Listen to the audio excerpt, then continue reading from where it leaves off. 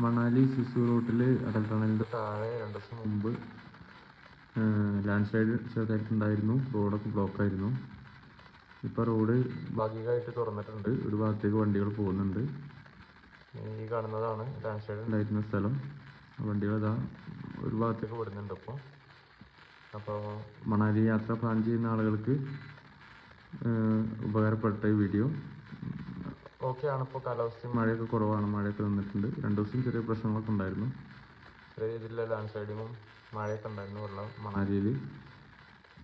അപ്പോൾ അത് റെഡി ആയിട്ടുണ്ട് ഇപ്പോൾ.